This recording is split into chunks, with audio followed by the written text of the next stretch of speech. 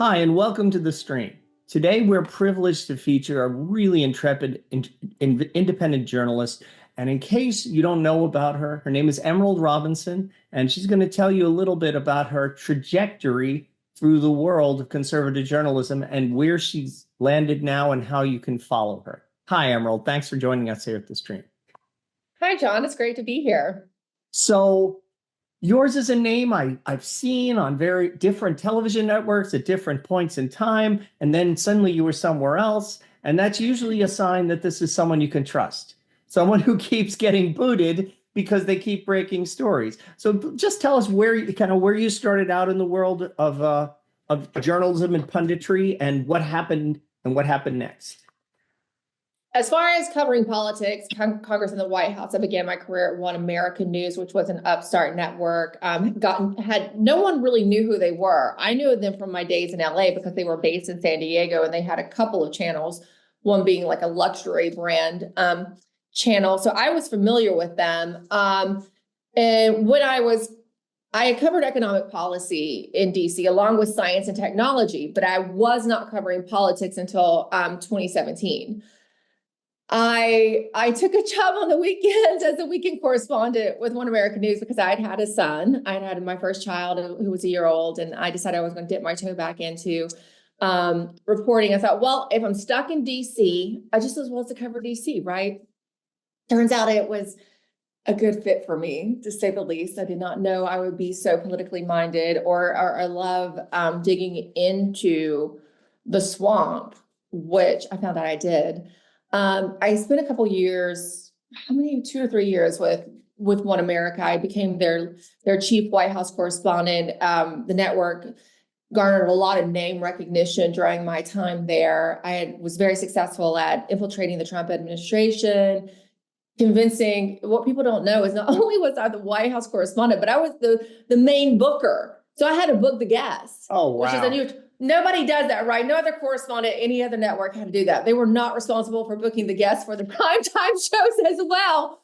But I was. But it was actually kind of great because I developed sources that way. Yeah. People learned to trust me. I got to talk to a lot more people than, just your average correspondent would. What are some of the major news stories you broke in that time?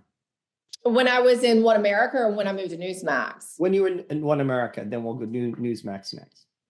Well, let me think about that. What really put me on the map was my commentary, really. And that being my first article, well, it wasn't my first, but it's one that got the most attention initially. And that was the collapse of the Never Trump conservatives. And that's where I highlighted that there was a faction of these, DC so-called scholars, policymakers, pundits, thinkers, the ones who would be considered for administrations, right? Who were what we call neoconservatives. Right. They were warmongers. They were just a fake opposition to Democrats, and they were ardently against Donald Trump, but they were the ones that Fox News would have on, like Jonah Goldberg, right. Who was at National Review at the time, would be going on. They had contracts with Fox News, and he'd be on Brett Baier every evening suggesting that Donald Trump was a threat to democracy, just like you would see from Democrats. And we still have Karl Rove appearing all the time for some reason.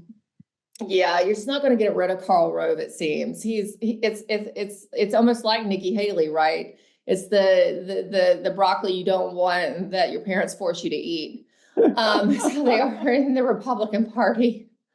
But yeah, I started moving in those circles, and I learned that they were not really conservatives, and they weren't what we would any Republican voter would have absolutely nothing in common with them, but they were the ones who they're supposed to be listening to. So many of them endorsed Kamala Harris. There was kind of a blessing that they're finally mostly out of the closet. So what? I helped push them out of the closet. Good for you.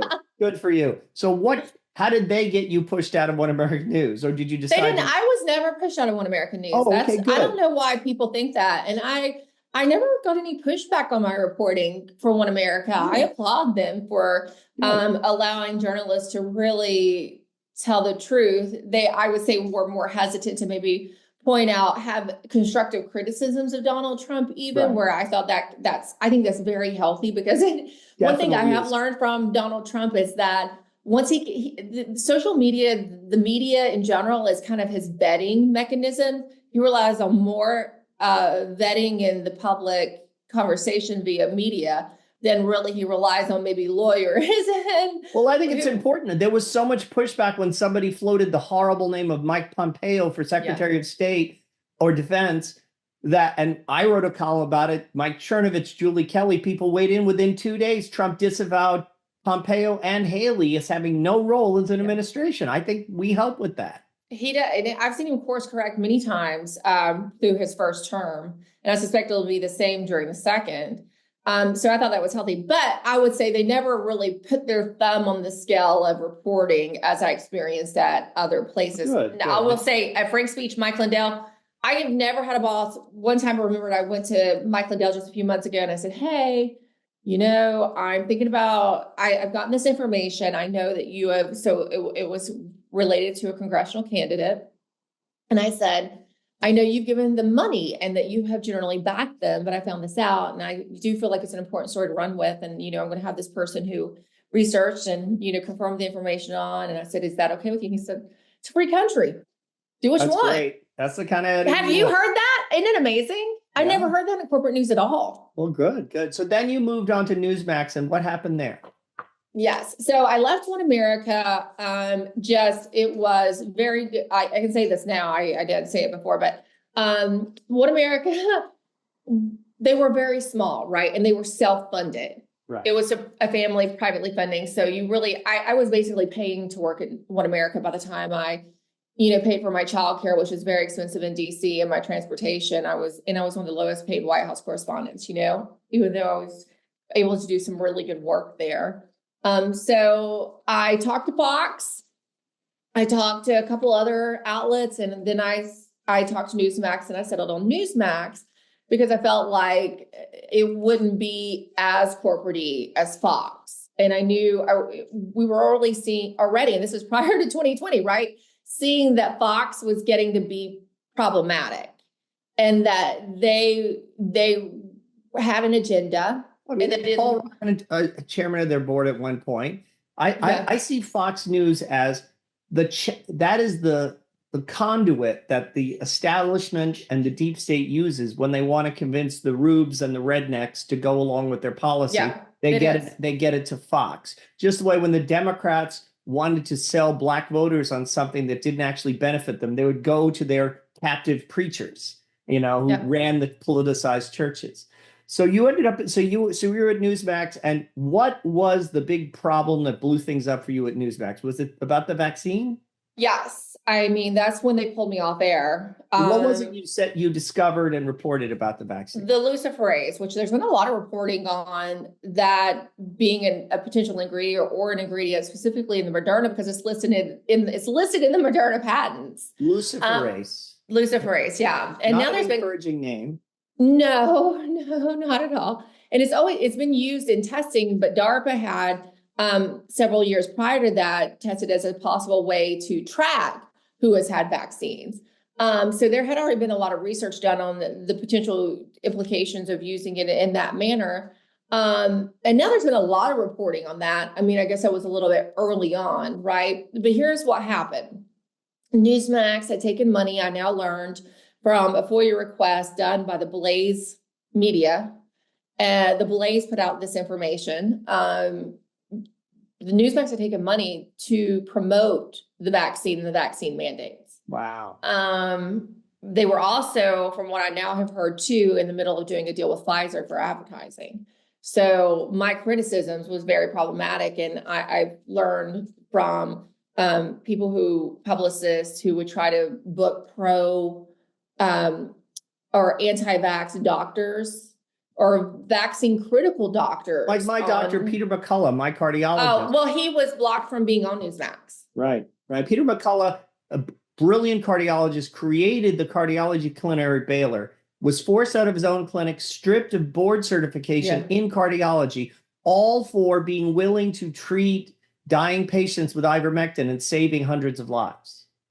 Yeah. So there was that, but also earlier in the year, Chris Ruddy had asked me on a couple of different occasions to go soft on Jen Psaki in the briefing room, which I didn't feel I was going particularly hard on her. I was just asking the questions that most Americans wanted to know, that she, of course, didn't want to answer, but that most Americans wanted to know. And often they wouldn't even play my questions on the network. You would see it on like Sean Hannity or something that night, or, other networks. Blaze would constantly feature my questions in the briefing room, but Newsmax was. And they were cozying up big time to the Biden administration. They were not using their own reporters' questions because they were too hard on Jen Psaki. Wow. Yeah. So my time it was obvious my time was not going to. So where are you now, and how can people follow your reporting? Sure. I host a show called The Absolute Truth on frankspeech.com every night at 8 p.m. Eastern. I also have my Substack where I do most of my analysis and commentary, and I always include my investigative work because I like to put a lot of the information there for people to see for themselves. That's at emerald.tv. And of course, I'm one of the feisty ones on Twitter X, and you can find me there at Emerald. Okay, great. Now, you and I, going into this presidential election, we're pretty sure it was going to be stolen the way we think it was in 2020. And we see a lot of down ballot races, and we'll get to those, that are being stolen before our eyes, where there are all these Trump voters who apparently voted for Democratic Senate candidates in states like Pennsylvania and Arizona, so they're claiming, the people who control the voting machines. What's your theory on why they let Donald Trump win when the machines are corrupt, the counting procedures are corrupt, and half the Republicans are complicit in places like Georgia? That question, the answer to that question, I'm still actively working out, but I can go through certain conversations I've had, or, what we have seen since that. We know, John, that they can do whatever they want. Optically, obviously, it was going to be very optically obvious if they'd install Kamala Harris. No one believed that she could win in a fair and legitimate election, so it was going to be quite obvious. It's never too big to rig, as we're seeing with the down ballot races. I mean, there's still, how many races are outstanding? We don't even know They're trying to steal the Senate seat in Pennsylvania. Yeah, they're trying to back out the Senate seat in Pennsylvania. In Arizona, I believe, again, Kari Lake got the shaft, and that hers was stolen because, just think, you had thousands of ballots show up after Election Day. Now, they're not supposed to count those, right? But the number of ballots essentially doubled from November 7th to November 8th in Yuba County. Okay. So that tells you everything you need to know. It's not too big to rig. It's if they think it's, I don't know, if maybe they think it's believable. I mean, Donald Trump had overwhelming support. Now, here's something I will tell you. I have had conversations with, a couple people who are, I was CIA, and there apparently was no appetite for a Kamala Harris presidency. They still feel very burned by the Afghanistan withdrawal and losing Bagram Air Base, where they felt they were very well placed, not only in regards to the Middle East, but in relation to China. And they felt they got very burnt. People were left behind, right? I would point out, clandestine people were left behind, a lot of them. The China and the Taliban forged a formal military alliance on September 11th, 2001. That's right. As the towers were burning, the Taliban, which protected bin Laden, who did the 9/11 attack, signed an alliance with China, which is still in force. And so when they got the $90 billion worth of military supplies and Bagram Air Base, basically, Afghanistan went from being a U.S. colony to a Chinese colony. And so you're saying there are people in the CIA who are actually patriotic enough to be upset about that. Well, yeah, they are. And they like to have their well-placed operation, whether it's patriotic or not, it's institutional. It's institutional. I think it's more institutional. Okay. And they were not happy about that. They also feel like she can't even string two sentences together. So how are they going to even work with her? And one of them pointed out to me, look, we can control a lot. And he explicitly said that, right? There's a lot we can control, but every now and then the president can do something like pull out of Afghanistan. And that really, really worried them. So there wasn't a lot, I think, even on the part of China, there wasn't necessarily a real, they didn't feel they had incentive to keep her regime, you know, the Biden regime, especially led by Kamala Harris, in place. They even once said they felt like Obama pushed it too far by choosing Kamala Harris because they think she's an idiot. Mm-hmm. And she was so obviously an idiot. She couldn't say what she had for breakfast that morning if there wasn't a teleprompter. Still stumbled. She stumbled with the teleprompter. She had trouble. She and Joe Biden were both equally terrible with the teleprompter. It didn't even, you know, neither one of them could pull it off. I love the fact that they're talking now about giving her the presidency for a few weeks as a participation trophy. They're talking about Biden resigning so that she can be president for a few weeks, so that there will be have been a first woman president. What a wonderful message to the women of America. Right. Kamala Harris, who slept her way to the middle and failed her way to the top and was humiliated in a national election. We're going to give her the presidency for a few weeks and pat her on the head. Hey, girls, take the lesson. Take the lesson. Follow Kamala Harris's example, and someday you can end up just like her. It is not a great message. Look, I think there's other factors too. I don't want to also discount the great work by grassroots activists that was successful, particularly in Pennsylvania and Georgia. You had significantly less mail-in ballots in Pennsylvania, right, than 2020, to the tunes of tens of thousands. It was the mail-in ballots that really helped push Joe Biden over in 2020. And then in 2024, all of a sudden, you don't have these mail-in ballots. A lot of that was based on work done by, say, Greg Stenstrom and Leah Hoops, who were constantly filing lawsuits to make Pennsylvania election officials adhere to the law, particularly as it pertained to massive mail-in ballots. And I haven't gotten the full debrief from them yet because it's been so busy since the election, but I can't wait to hear their actual breakdown of how things went down in Pennsylvania.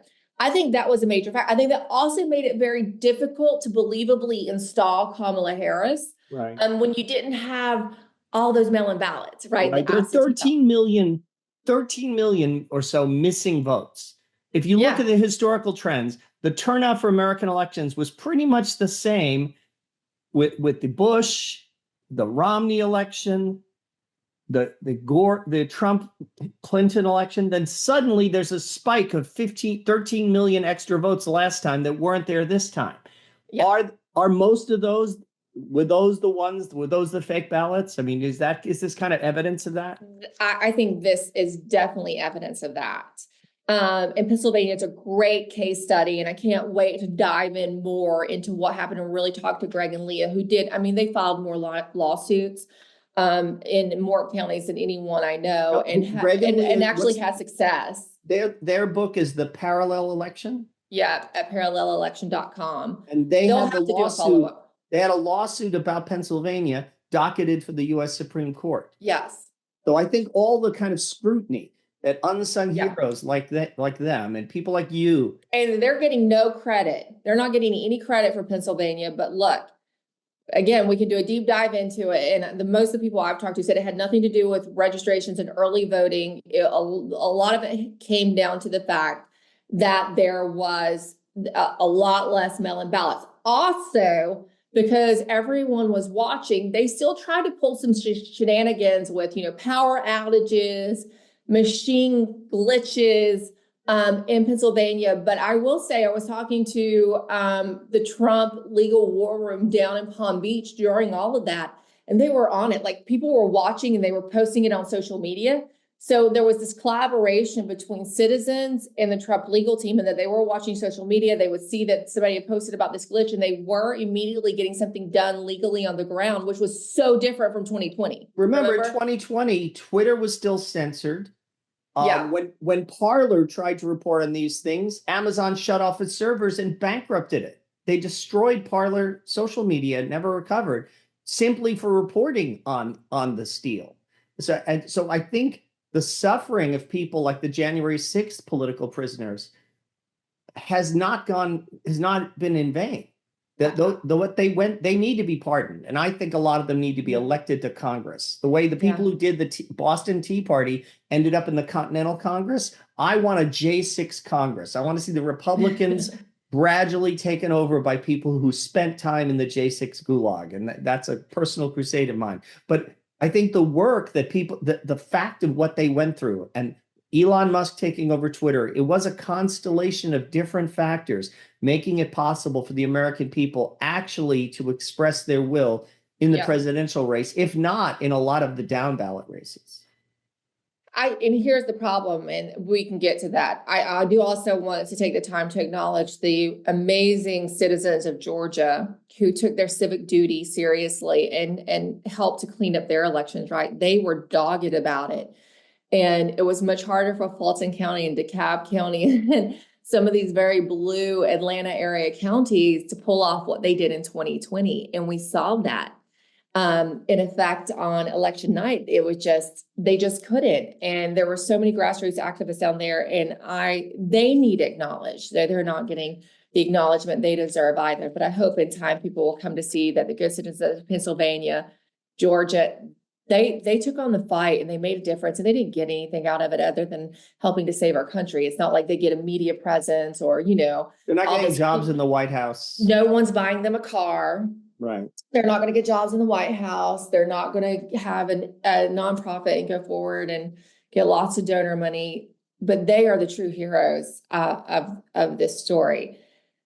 Now, the problem is in the down ballot races, the administrative state, the powers that be, realize you can at least hamper the Trump agenda if you give him an unfriendly House and an unfriendly Senate. And that doesn't necessarily mean that it's a Democrat majority in either, right? Right. So when you elect a majority leader who is like John Cornyn, or Thune, who are basically Trump's enemies.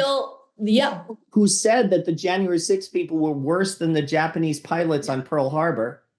I mean, they said crazy stuff like that. They called them violent insurrectionists. These unarmed little old ladies waving American flags who've spent a year or 2 or 3 in prison while the George Floyd rioters walked away. Some of them got financial settlements from the police department that tried to stop them from looting.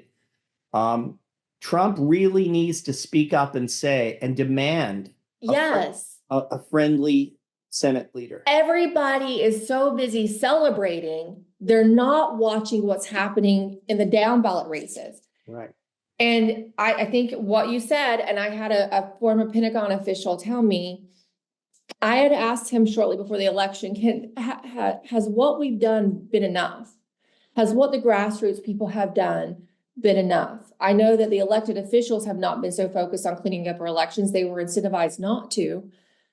But I was feeling very nervous. You know how I was feeling. We talked about it heading into this election. And so he is also a guy who goes overseas and watches elections overseas. He is an elections expert, right? From the Pentagon, formerly from the Pentagon. So he knows what's up. You know what I mean? Yeah. He said, look, no, not enough's been done. But when all eyes are on what's going on, it's much harder for them to pull it off. There has to be some disinterest. There has to be a lack of attention on the process for them to get away with the steal. So he said, you should be encouraged that everyone will have their eyes on it. And he was right. Problem is, though, after the Trump win, everyone took their eyes off of what was going on.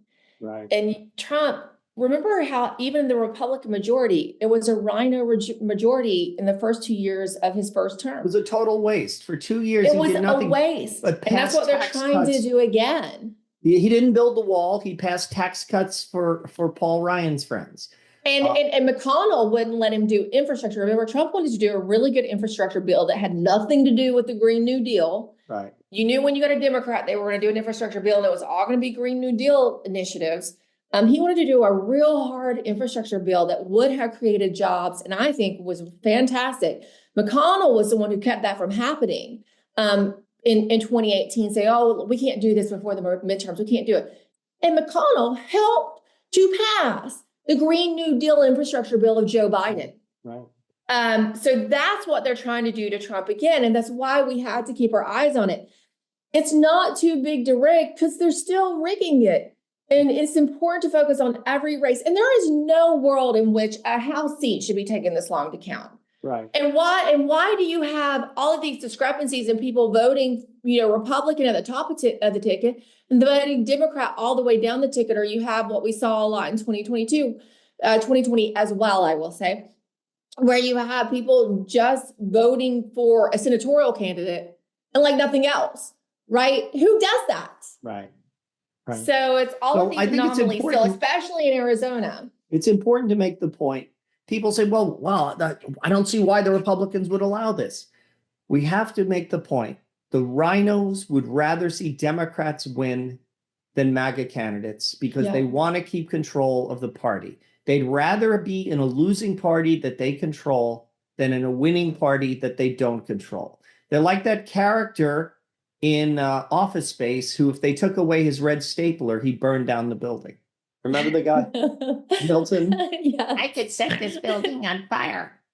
So we took away their red stapler, and so they're willing to burn the country down.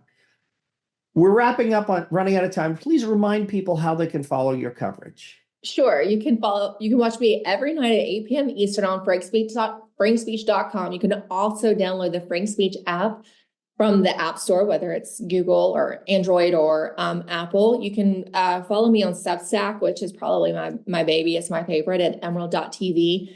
And you can also follow me on X at Emerald Robinson. Thank you so much. God bless. Let's stay in touch. Do it. Let's do it.